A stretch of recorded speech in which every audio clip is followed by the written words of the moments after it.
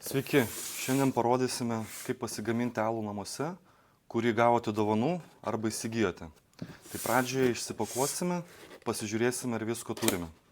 Skystas salyklo ekstraktas, grūdų mirkymo maišelis, grūdai, termometras, guminis kamštis, dezinfekavimo milteliai, 4 rūšių apiniai, cukraus gabaliukai, mielės, instrukcija, fermentacijos talpykla, oro užraktas ir pilstymo vamzdeliai.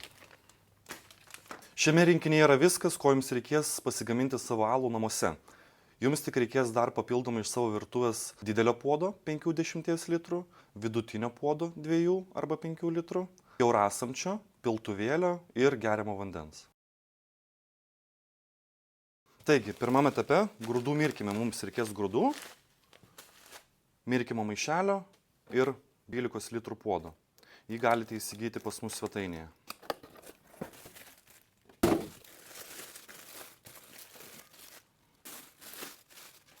Mums dabar reikia geriamo vandens. Geriausias būdas įpilti geriamą vandenį į puodą, iš karto ir patikrinti fermentacijos talpyklą, ar jinai nėra brokuota, įskilusi po pristatymo ir panašiai. Taigi, parodysiu, kaip atidaryti ją. Įmame iš kraštų ir atidarinėjame į viršų. Tuomet prie rankenėlių iš apačios paimame ir keliame į viršų. Taip pat šitoj pusėje darome kamštelį ir taip jisai nusiima. Taip, butelį galime apžiūrėti, ar nėra kažkokių tai skilimų. Viskas atrodo gerai. Taigi dabar pripilsime jį vandens, apie 6 litrus. Talpykla pas mus nesudužusi, neįskilusi, tai galime pradėti pilti vandenį į puodą.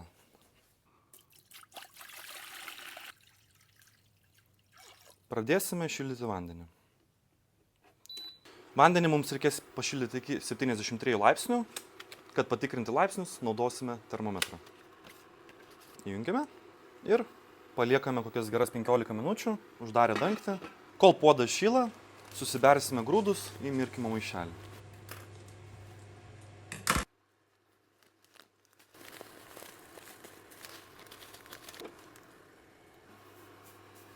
Maišelį galime taip truputėlį padaužyti, kad susitrombuotų. Ir užrišame. Grįžame po 15 minučių, patikrinsime, kokia temperatūra. Turime 73 laipsnius, išjungiame viryklę ir panardiname grūdus į vandenį. Ir paliekame mirkti 30 minučių. Kol laukiame, kol grūdai mirks, paruoškime mažesnį puodą. Jame reikės mums apie 2 litrų, bet žiūrėkit palei situaciją, kadangi mūsų puodas dabar didesnis, jam reikės daugiau, nes vanduo turi apsemti grūdus. Bet palikite vietos nuo viršaus, kadangi reikia nepamiršti, kad dar dėsis grūdai. Pripylėme vandens, dabar jungsime viryklę ir šildysime iki 78 laipsnių.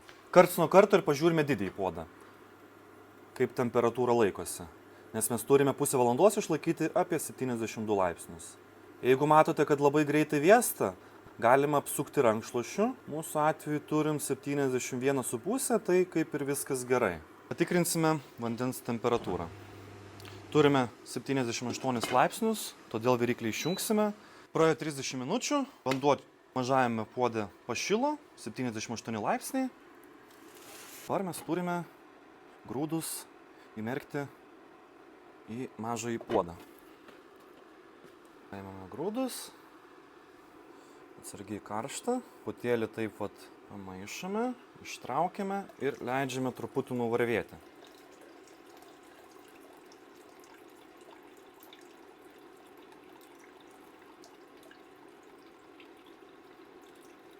Ir dabar dedame į 78 laipsnių vandenį. Šiuo momentu mes nuplausime cukrų nuo grūdų.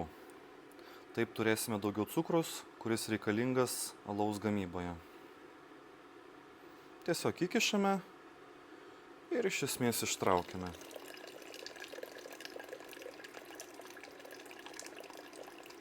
Leidžiame nuvarvėti.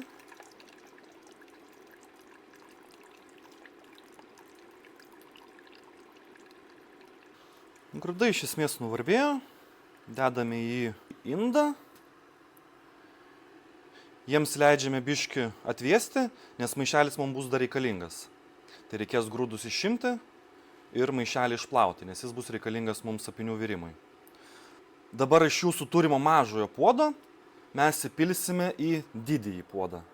Mūsų atveju misos gavosi beveik iki viršaus, bet visada turime palikti bent jau 2-3 cm. Dar neįjungus viryklės, mes įpilsime skystą salyklo ekstraktą. Jums iš jūsų virtuvės reikės kiaurasamčio arba samčio. Atidarome. Atsargiai jisai labai lipnus, kaip medus. Ir pradedame pilti.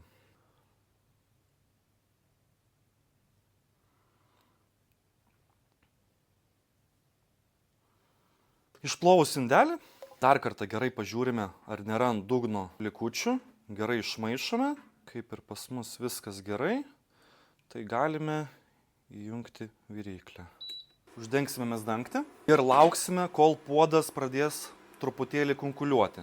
Kai pamatysime pirmus burbuliukus, reiškia, netrukus vanduo užvirs. Ir tuo metu mes turėsime įdėti pirmosius apinius. Misa pradėjo kunkuliuoti. Atėjo laikas įdėti pirmosius kartinančius apinius. Turime išplautą nuo grūdų maišelį. Ir įdėsime apinius. Ir kaip ir parašyta ant maišelio, virsime 60 minučių. Tiesiog paimame ir įdedame. Ir nuo šio momento mes dangčio dėti nebegalime. Būtent taip sekantis apiniai bus naudojami likus minutėms iki pabaigos. Tai bus niuansas nuo puodų neatsitraukti, nes puodas bet kada gali suputoti ir misa gali išsilieti. Todėl, jeigu matote, kad pradėjo labai putoti, truputėlį pabandome pamaišyti, o jeigu pradėjo stipriai putoti, pamažiname ugnį, nes bet kuriuo momentu gali tiesiog paimti ir viskas išbėgti. Kol misa verda, dezinfekuosime fermentacijos talpyklą, piltuvą, guminį kamštį ir oro užraktą. Duosime rinkinyje esančius dezinfekavimo miltelius, pusę pakelio, nes pusę pakelio dar turi likti išpilstymui. Supilame kokį trečdalį į mūsų mažąjį puodą ir trečdalį į fermentacijos talpyklą. Ir čia užpilsime vandenį. Vanduo turi būti šiltas. Užpylime šiltų vandeniu, taigi merksime guminį kamštį, užraktą ir piltuvėlį. Talpyklą uždarysime dangteliu ir praplausime.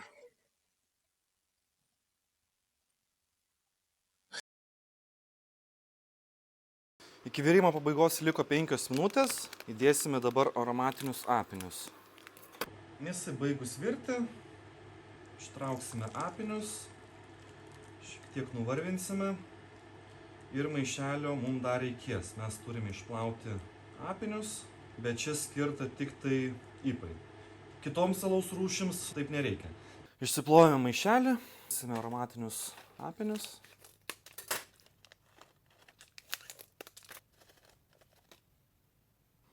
Dėsime į puodą. Dabar svarbu, kad ką paliesime, turi būti viskas dezinfekuota. Uždarysime dangtį, kad nepakliūtų mikrobų ir dėsime į ledo vonią. Pripilsime vandens į kriauklę ir dėsime ledukus. Puodas atšalo, apinius mes išėmėme, dar kartą pasitikriname temperatūrą, ji turi būti 23 laipsniai. Galime visą tai išpilstyti. Rankos turi būti švarios ir viskas, ką liečiame, švaru. Ir dabar viską supilam į fermentacijos talpyklą. Kuo daugiau oro gauna, tai yra putų, matosi, kuo daugiau putų, tuo geriau, nes tada alus įgauna deguonies, kurio reikės mielėms. Tai kad va taip putoja, čia yra labai gerai. Viską supilame.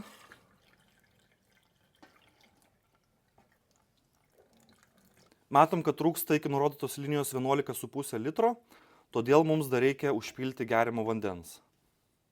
Dabar eilė mielėms. Jas galima įdėti dar į dezinfekuotą vandenį, truputėlį praplauti pakelį ir visą pakelį mes subersime į mėsą.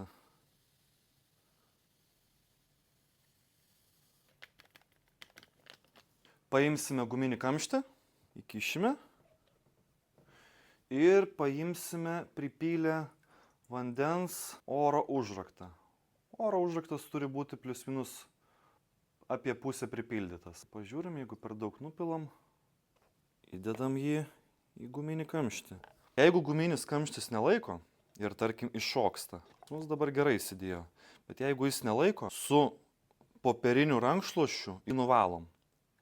Ir tuomet labai gražiai jis įsistatys ir nebeiššoks. Viską sudėję mes dar truputėlį pamaišome, kad mielės dar gautų truputį oro, kad atsirastų putų ir geriau joms būtų dirbti. Tai truputėlį pajudinam, sumaišom ir įdedam į krepšį. Jį uždarom.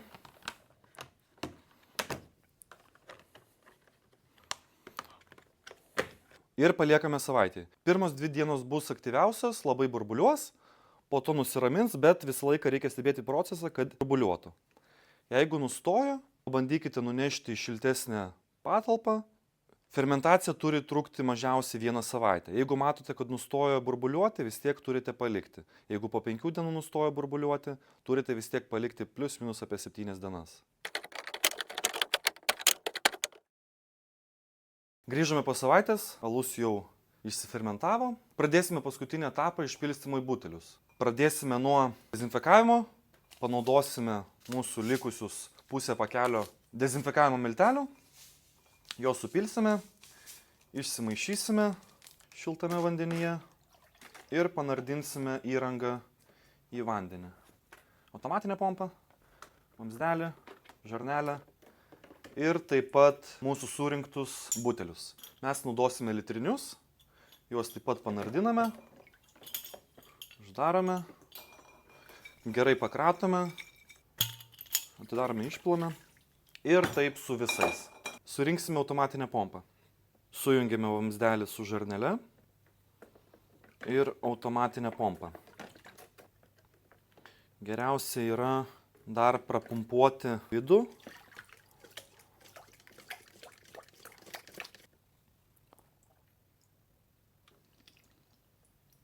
Automatinis pilstymo vamzdelis veikia su vožtuvu. Kai mes prispaudžiame vamzdelį į dugną, atsidaro vožtuvas ir alus pradeda bėgti. Kai reikia sustabdyti, pakeliame ir jisai sustoja. Šiame etape mums reikės pagalbos, kadangi vienam sudėtinga bus. Įdėsime automatinį vamzdelį į butelį ir atsargiai įkišime pompą. Dabar mums jau reikės pagalbos, nes vienas žmogus turi vamzdelį laikyti įspausti dugną, kad atsidarytų oro sklendę ir galėtų alus pradėti tekėti. Pradžiai mes pasikelsime fermentacijos talpyklą aukščiau buteliukų.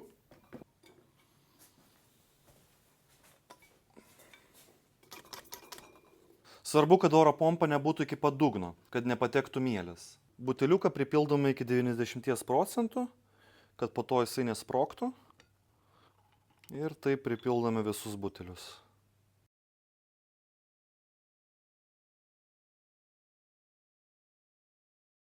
Supylę misą į buteliukus, mums reikės sudėti cukraus gabaliukus. Vienas cukraus gabaliukas skirtas 500 ml. Pas mus buteliukai litro, todėl dėsime į vieną buteliuką po 2.